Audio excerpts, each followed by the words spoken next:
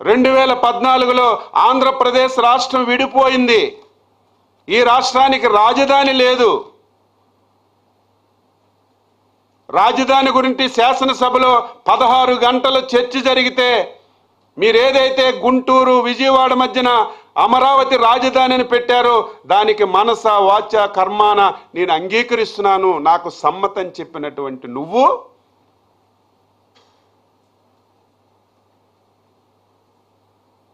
2019 ఎలక్షన్లలో చంద్రబాబు నాయుడు గారే ఇల్లు కట్టుకోలేదు, నేను ఇల్లు కూడా కట్టుకున్నాను, నాకున్నటువంటి క్రెడిబిలిటీ చంద్రబాబు నాయుడు గారికి లేదు, ఇదే రాజధాని అమరావతి రాజధాని అని చెప్పినటువంటి నువ్వు ఎన్నికలైన తర్వాత అధికారంలోకి వచ్చావు. వెంటనే అమరావతి రాజధాని పక్కన పడేసి 3 రాజధానులని చెప్పి పెట్టావు.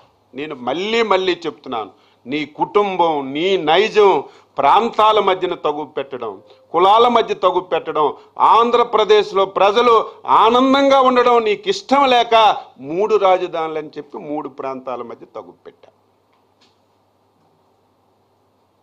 3 ప్రాంతాల్లో నీ మాట నమ్మక సైకో రోజుకొక విధం మాట్లాడుతుంటాడు. ఆయన మాట మీద ఆయనకే విలువ లేదని చెప్పి 3 ప్రాంతాల్లో కర్ర కాల్చి వాత పెట్టి ఏ విధంగా ఓడించారో మీ అందరికీ తెలుసు. మేము ఒక మాట ఇచ్చాం, అప్పుడు ఇప్పుడు ఎప్పుడు కూడా అమరావతి రాజధాని, ఏకైక రాజధాని, రాష్ట్రంలో అన్ని జిల్లాలు సమాంతరంగా అభివృద్ధి చేస్తాం, చేసి చూపిస్తామని చిత్తశుద్ధితో అంకిత భావంతో రాజధానిని అమరావతిలో పెట్టి అన్ని జిల్లాలు సమాంతరంగా అభివృద్ధి చేయాలని చెప్పి నిర్ణయం చేసి ముందుకెళ్తున్న విషయాన్ని కూడా ఈ సందర్భంగా గుర్తు చేస్తున్నాను.